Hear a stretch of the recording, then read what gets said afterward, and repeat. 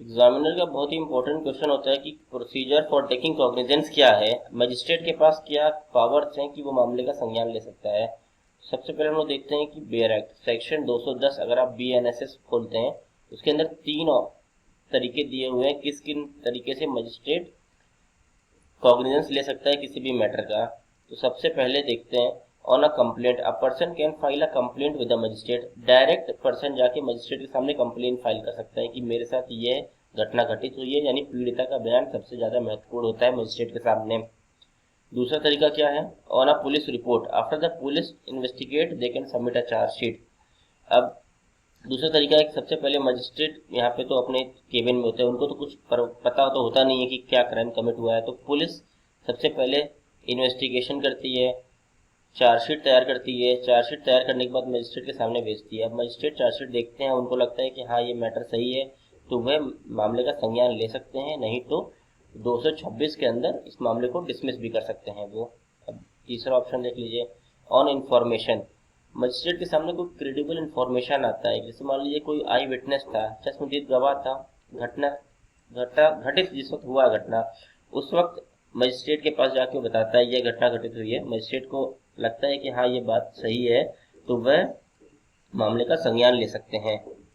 अब एक case law देखते हैं, RR चरी versus state of Uttar Pradesh. तो इस केस में सुप्रीम कोर्ट ने कहा कि टेकिंग कॉग्निजेंस मामले का संज्ञान लेने का यह मतलब नहीं होता है कि सिर्फ आप अवेयर हो चुके हैं कि क्या क्राइम कमिट हुआ है, बल्कि यह मतलब होता है कि आप अपना जुडिशियल माइंड उस लगाना स्टार्ट कर चुके हैं उस केस के फैक्ट्स के अंदर, और उस लीगल प्रोसीडिंग को इनिशिएट कर चुके हैं।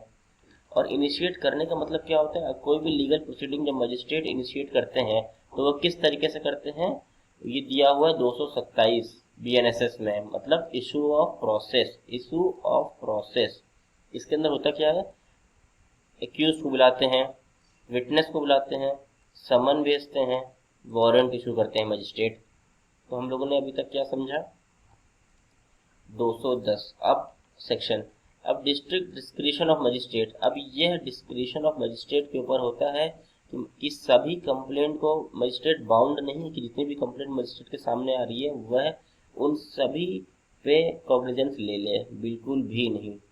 अगर मजिस्ट्रेट को लगता है कि कोई ये सब कुछ कंप्लेंट्स ऐसी हैं जो फ्रीवलेस हैं, फॉल्स हैं, मेलाफाइड हैं, तो उन कंप्लेंट्स को मजिस्ट्रेट सेक्शन 226 की पावर इस्तेमाल करते हुए डिसमिस कर सकता है, डिसमिस ऑफ कंप्लेंट कर सकता है, उनको खारिज कर सकता है। बल्कि ऐसे ऐसे कुछ ही मामले होते हैं जिसमें मजिस्ट्रेट को लगता है कि हाँ ये कंप्लेंट जायज़ है। अब देख लीजिए कि मजिस्ट्रेट की पावर होती है, एक मान लीजिए कोई पुलिस के पास गया और वहाँ पे कंप्लेंट दर्ज करवा रहा है, बट जो पुलिस है FIR लिखने को तैयार नहीं है, तो तो विक्टिम के पास एक सेक्शन होता है 156(3), ये ओल्ड लॉज के अंदर था। 156(3) वो फाइल करता है डायरेक्ट मजिस्ट्रेट के सामने।